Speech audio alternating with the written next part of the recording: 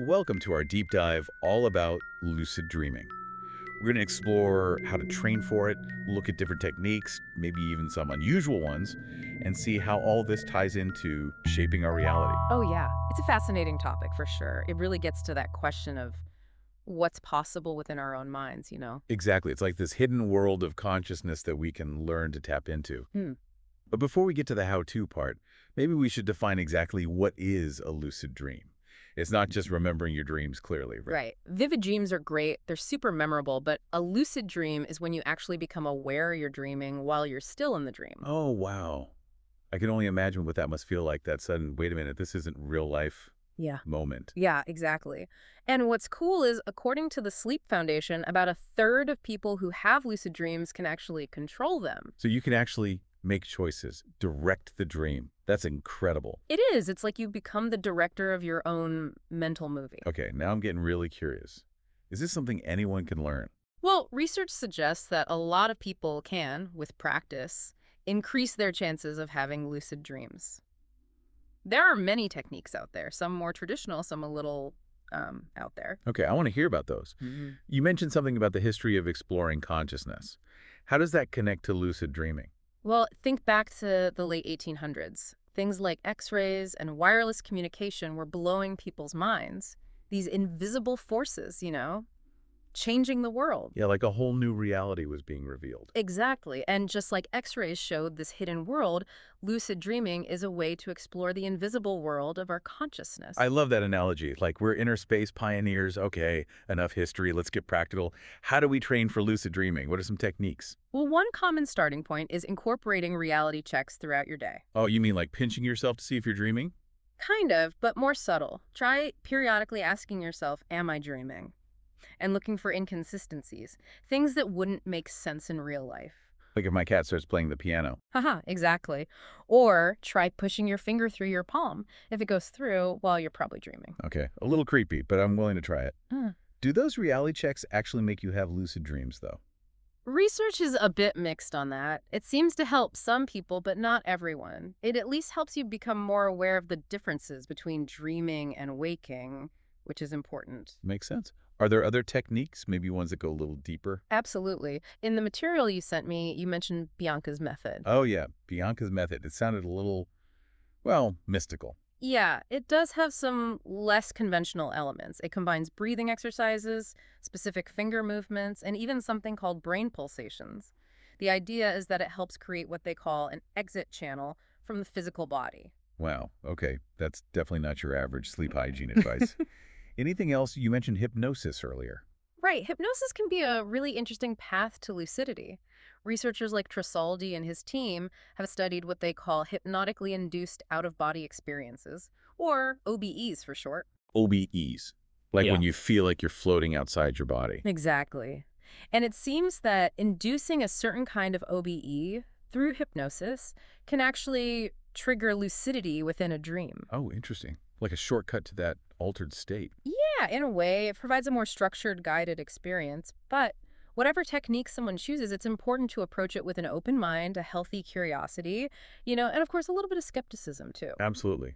Now, you mentioned OBEs a couple times. hmm What are those exactly? Things are starting to get mind-bending now. Oh, it definitely gets interesting here. What's really fascinating is that in Trasoldi's research, people having these hypnotically induced OBEs, they described experiencing three distinct bodies. Three. Hold on, you're going to have to break that down for me. Sure. First, there's a physical body, obviously, the one we all know and love. Then they describe what they call the subtle body.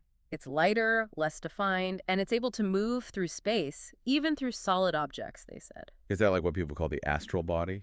It's often associated with that, yes. And then finally, there's what they call the psychic body. This one's pure awareness.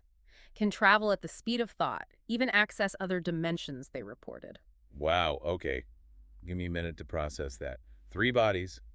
It's a lot to take in, yeah. But this is where it gets really interesting, especially when we think about your question of shaping reality. You mean if we can learn to interact with these subtle and psychic bodies, could we actually influence the world around us in ways we don't yet understand? Now, that's a question worth exploring. Could lucid dreaming be like a training ground for learning to work with these other aspects of ourselves and, who knows, maybe even influence the world around us? Okay, my mind is officially blown. And we're just getting started. So we've got these techniques for lucid dreaming and this whole mind-blowing idea of multiple bodies, maybe even shaping reality. It's a lot to take in. But do we have any examples of what these experiences actually feel like? We do. You included some amazing personal accounts in the research. Oh, I love a good story. Hit me with the details. Well, one that really stuck with me was from this account called Lucid Dreaming Out of Body Experience. The author describes hearing this voice, urging them to believe in Jesus during a sleep onset experience. And they say it felt more real than actual reality. Wow. Intense. It really makes you think about the nature of these encounters. What are they trying to say? Right. And the author even wonders if it might have been their deceased grandfather, which raises all these questions about, guidance from beyond. Oh, wow. Chills. What other stories did you come across? There's another one about a medium, Lucia. She would have OBEs while, get this, incorporated by gypsy spirits. Incorporated. Yeah, like the spirits were working through her. And she describes the spirit world as being so beautiful, so vibrant, especially compared to, and I quote, the roughness of the physical world. So it's like there are these different layers of perception and maybe lucid dreaming, OBEs, they can help us access them. It makes you wonder if our everyday reality is just one tiny slice of a much bigger, uh, multidimensional existence. That's the question, isn't it? These stories challenge our ideas about what's even possible. This is also fascinating, but let's be real. Not everyone's going to have these life-altering experiences right off the bat. Mhm. What advice do the experts give for those of us just starting out? Well, one thing that comes up a lot is keeping a dream journal. Oh, yeah, to help remember those dreams that disappear as soon as you wake up. Right, exactly. The more you can recall your dreams, reflect on them, the better your chances of noticing patterns, getting insights, maybe even catching those fleeting moments of lucidity. Makes sense. What else helps? Finding a community, people who are into this stuff, can make a big difference. Oh, so we don't have to go it alone. Not at all. Having support, people to share experiences with, bounce ideas off of, it's motivating and you get new perspectives.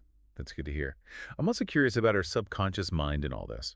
Can we work with that to get better at lucid dreaming? Definitely. There's so much potential there. Some sources even talk about helpers from other realms assisting in lucid dreaming and OBEs. Hold on, helpers. Like spiritual guides or something? It's a bit more complex than that. Think of them more like unseen forces, energies that work with our own intentions. Okay, that's kind of spooky, but interesting.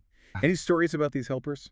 There's one where the author describes a child playing violin to help them during an OBE. Little details like that, they make you wonder about what's really going on behind the scenes. Definitely getting that sense of wonder, the possibilities. Yeah. It's amazing to think we might have access to this whole hidden world, maybe even help from, well, from somewhere else. That's the beauty of it, right? Opening ourselves up to new ideas, questioning what we think we know, embracing the vastness of consciousness itself. So we've talked techniques, incredible stories, these mind-blowing concepts of multiple bodies.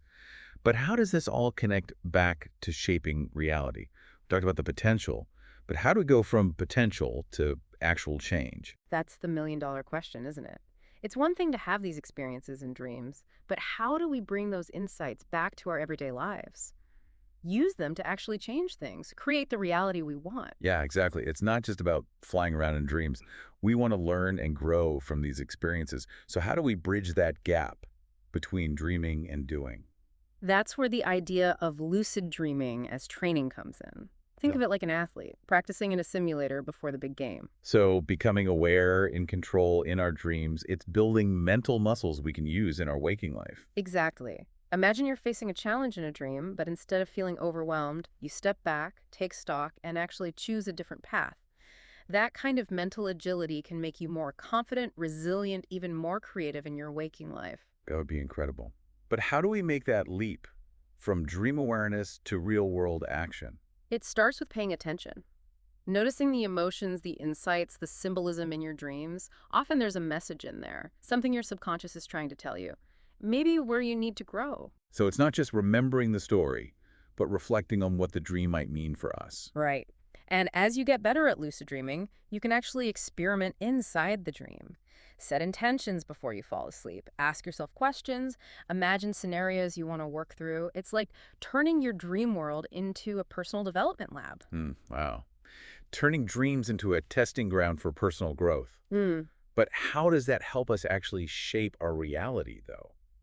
We've talked about it, but how do we make that jump from possibility to, actual change? It all comes back to that awareness we talked about. Lucid dreaming can make you so much more aware of your thoughts, emotions, even those automatic reactions you have in waking life. And once you see those patterns, you can start to shift them. So it's like lucid dreaming shines a light on our blind spots, Yeah. things we might not even realize are influencing us. Exactly. And that awareness is powerful. Imagine you're stressed at work. Instead of reacting in that same old way that just makes you frustrated, you take a breath, you remember that feeling of control you had in your lucid dream, and you choose a different approach. It's training yourself to respond, not just react. That's it. And when you practice that conscious choice making in your dreams, it actually gets easier to do it in waking life too. You're literally building new neural pathways, strengthening those mental muscles. I'm starting to see how it all fits together now. Lucid dreaming isn't just about having these amazing adventures. It's about building skills we can use to make real change in our lives. Absolutely. And the more you practice, the more you might start noticing those synchronicities, those meaningful coincidences between your inner and outer worlds. Dreams can give us insights into relationships, fears, hidden potential, all kinds of things that can help us shape our reality. So it's like we're using Dreamland as this virtual simulator, right, Right. to level up our mental game. But how do we actually take those skills from the dream world and use them in our real lives? It's a process, yeah. You don't just wake up and suddenly you're a master of your life.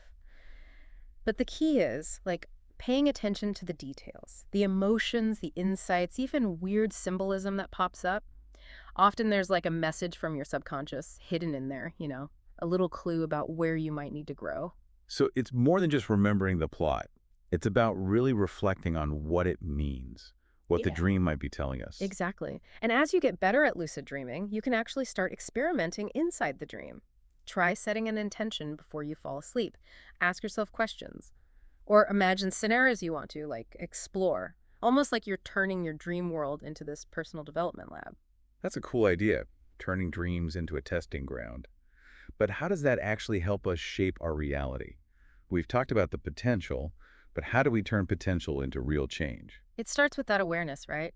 Lucid dreaming helps you become more conscious of your thoughts, your emotions, even those automatic reactions you have when you're awake. Once you see those patterns, you can start changing them. So it's like shining a light on our blind spots, things we don't even realize are holding us back. That's it. And that awareness is powerful.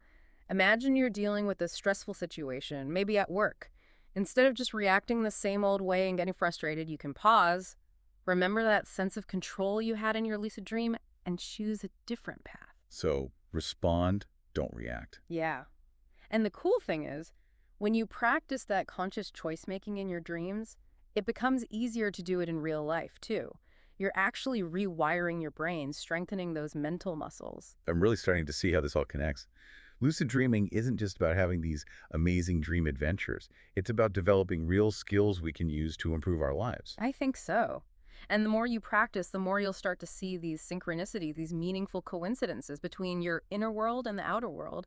Dreams can give us insights into relationships, fears, hidden potential, all kinds of things that can help us create the life we want.